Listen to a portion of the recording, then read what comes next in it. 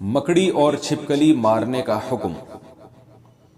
اویس مختار امریکہ سے پوچھتے ہیں، یہاں گھروں میں مکڑیاں بہت ہوتی ہیں جو جگہ جگہ جالے بنا لیتی ہیں، کیا گھر کو صاف رکھنے کے لیے مکڑیوں کو مارا جا سکتا ہے؟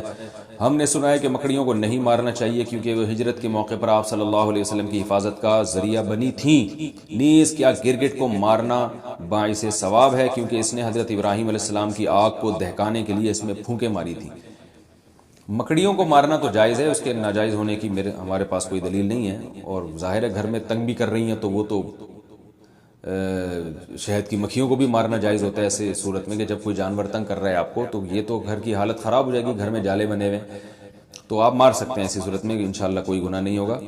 رہا یہ مسئلہ کہ گرگٹ کو مارنا، تو صحیح مسلم کی حدیث ہے کہ آپ صلی اللہ علیہ وسلم نے فرمایا کہ چھپکلی کے بارے میں کہ جب آگ جلائی جا رہی تھی ابراہیم علیہ السلام کی، تو چھپکلی اس میں پھونک مار رہی تھی اور اس آگ کو بھڑکانے کی کوشش کر رہی تھی۔ اس حدیث کا مطلب کیا ہے؟ علماء نے لکھا ہے کہ یہ صرف یہ بتانے کے لیے ہے کہ چھپکلی اور اس جنس کے جتنے جانور ہیں، جس میں گرگٹ بھی آتا ہے، یہ جو جنس کے جانور ہیں نا، ان میں انسان دشمنی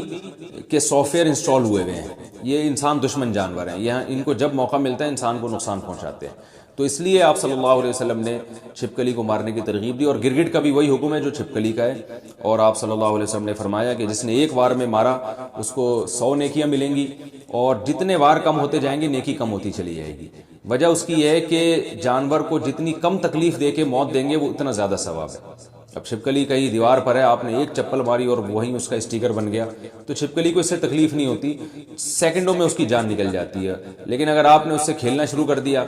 پہلے اس کی دم کاٹی، اس کا آدھا گھنٹہ آپ نے دم کا تماشا دیکھا جیسے بچے کرتے ہیں چھپکلی اور گرگٹ کے ساتھ، پھر اس کو رسی میں گھما گھما کے مار رہے ہوتے ہیں، تو اس سے آپ کی نیکیاں کم ہوتی چلی جائیں گی، بلکہ جانور پہ ظلم کا گناہ بھی ہو سکتا ہے۔ تو اس لیے جانور کو مارنا چاہیے، ان جانوروں کو جو انسان کے لیے نقصان دہ، مگر مارنے کا وہ طریقہ اختیار کیا جائے جس میں جانور کو تکلیف کم سے کم ہو۔